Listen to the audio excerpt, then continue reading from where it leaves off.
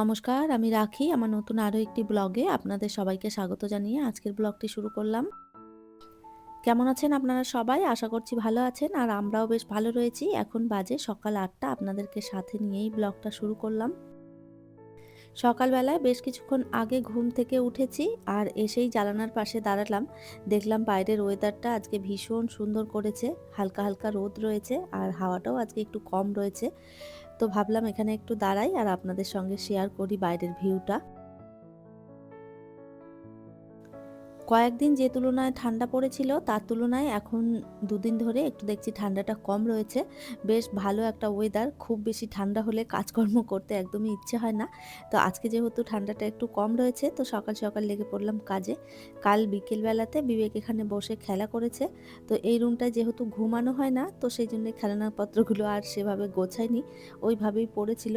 আর এখন সকালবেলা ভাবলাম যে সমস্ত জিনিস ছড়িয়ে ছিটিয়ে রেখেছে বিবেক, তো এইগুলো একটুখানি গুছিয়ে পরিষ্কার করে বেডটা ঝেড়ে দেব। সমস্তটা বের করে খেলার সময় ঠিকই খেলে, কিন্তু গুছিয়ে রাখার সময় কিছু করবে না, ফেলে দিয়ে চলে যায়। আর আমাকে আবারও সেই সমস্তটা গুছিয়ে রাখতে হয়। তো কি করব, এইভাবেই সারাদিন কাটে। বিবেক একটা করে জিনিস এলোমেলো করে আর আমি একটা একটা করে গোছাতে থাকি। তো যাই হোক, গাড়িগুলো সমস্ত সাজিয়ে এখানটাতেই রাখলাম, কেননা এই হাতের কাছে রাখলে আবারও নিয়ে খেলা করতে পারবে।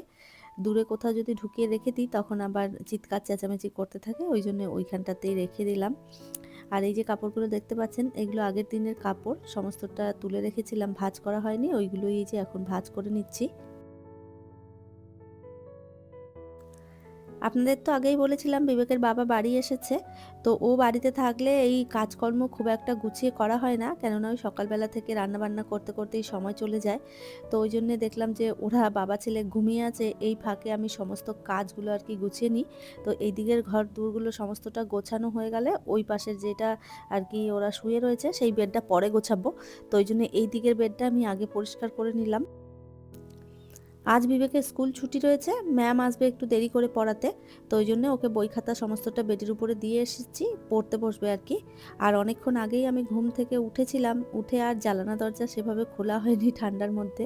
তো ভাবলাম এখন দরজাটা খুলে দিই, কেননা একটু পরেই কাজের দিদি চলে আসবে কাজে। তো যাই হোক, এদিকে দরজাটার গ্রিল টানা থাকলে আবার দিদি মনে করবে যে বাড়িতে নেই, চলে যাবে, সেই জন্য গ্রিলটা আর কি খুলে দিলাম। তো দিদি আসার আগে আমি এইগুলো সমস্ত ঝেড়ে পরিষ্কার করে দিই, কেননা এই ওপরে অনেক নোংরা থাকে, বিবেক এটা সেটা ফেলে। তো এইগুলো একবারে পরিষ্কার করে দিলে কি হয়, দিদি যখন কাজ করে তখন সমস্তটা ঝাড়া পোছার পর একদম সুন্দর পরিষ্কার হয়ে যায়। ওই জন্যে দিদি আসার আগেই আমি এই কাজগুলো গুছিয়ে রাখি। সোফাটাই একটু বেশি নোংরা হয়, কেননা এখানে বসে বসেই বিবেক টিভি দেখে, এটা সেটা খেতে থাকে, ওই জন্যে সোফাটা আর এই টি টেবিলটা ভীষণ নোংরা করে। তো এই যে সোফাটা ভালো করে গুছিয়ে নিয়ে এরপরে টি টেবিলটা একটুখানি মুছে দিচ্ছি। কলিং দিয়ে মুছলে সমস্তটা একবারে পরিষ্কার হয়ে যায়, যা দাগ থাকে সেগুলো উঠে যায় আর সুন্দরভাবে পরিষ্কার হয়ে যায়। তো যাই হোক, ভালো করে আমি টেবিলটা মুছে নিয়েছি। আর এরপরে চলুন ডাইনিং টেবিলটাও একটুখানি আজকে মুছে পরিষ্কার করব। কয়েকদিন ধরেই এটা পাতা রয়েছে, তো চেঞ্জ করা হয়নি। এই কভারটাই পেতে দেবো, খালি একটুখানি মুছে ঝেড়ে আর কি আবারও গুছিয়ে রাখবো। ডাইনিং টেবিলটা কেনা হয়েছে ঠিকই, তবে এটাই বসে আর সেভাবে খাওয়া দাওয়া করা হয় না।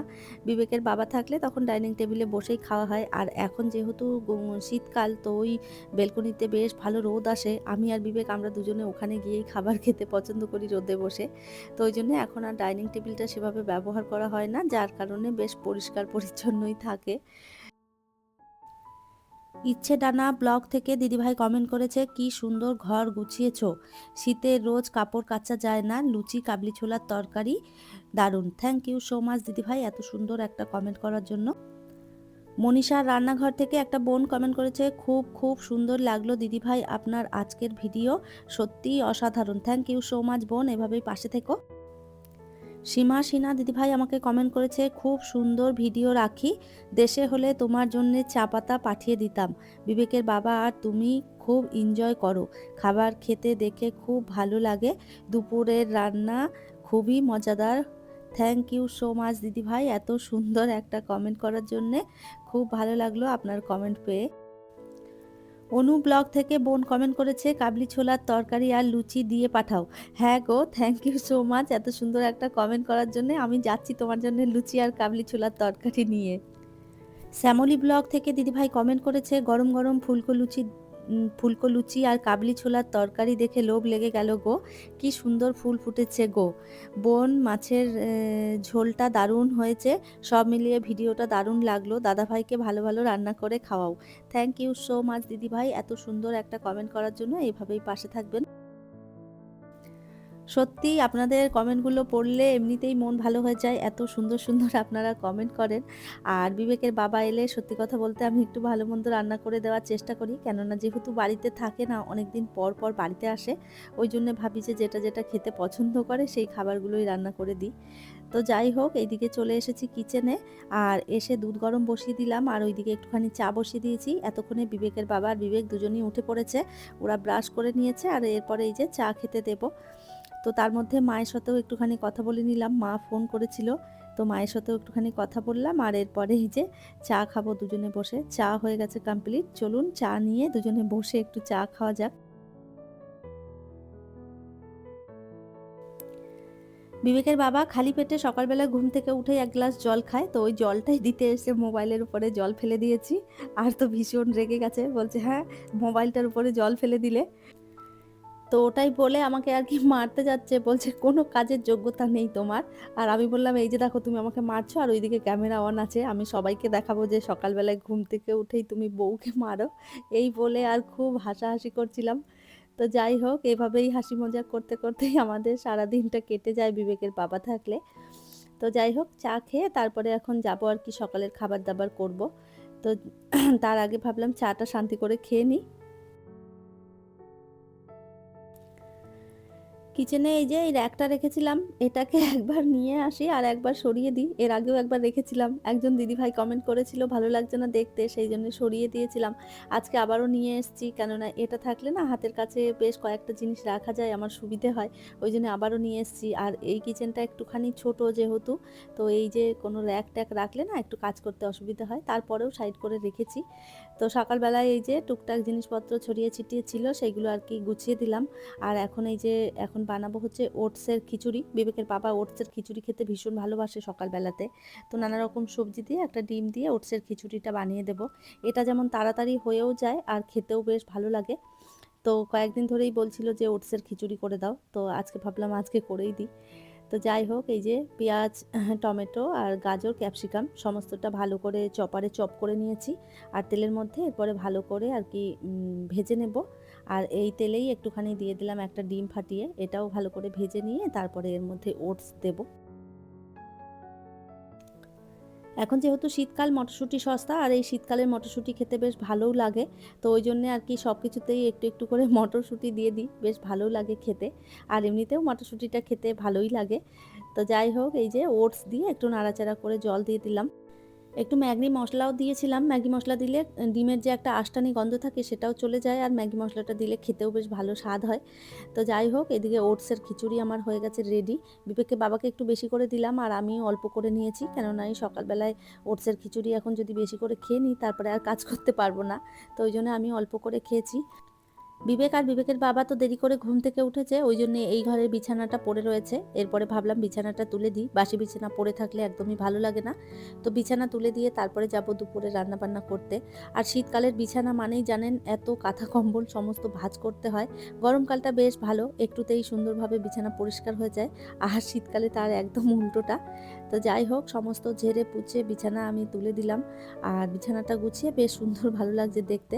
আর এই যে টুকটাক জিনিসপত্র ছড়িয়ে আছে, এইগুলো সব একবারে গুছিয়ে দিয়ে গেলাম। আর চলুন তাহলে এরপরে রান্নাঘরে যাওয়া যাক। বেশ অনেকটা সময় কেটেছে, টুকটাক কাজকর্ম আমি গুছিয়ে ফেলেছি, এই যে যেমন সবজি কেটেছি, ভাতটাও হয়ে গেছে, আর এখন রান্না করব বাঁধাকপির ঘ্যাট। আগের দিনের ব্লগেই আপনাদের বলেছিলাম বিবেক বাঁধাকপির ঘ্যাট রান্না করেছিলাম একদিন, ওর ভালো লেগেছিল, ওই জন্য আবারও খেতে চেয়েছে। বিবেকের বাবা বাজারে গিয়ে কালকে তো মাছের মাথা নিয়ে এসেছিলো, আপনাদের তো দেখিয়েছিলাম ব্লগে, তো ওই মাথাটাই আর কি বের করে নিয়েছি। আর এখন এই যে ভেজে নিলাম, মটরশুঁটিগুলোও ছাড়ানো রয়েছে।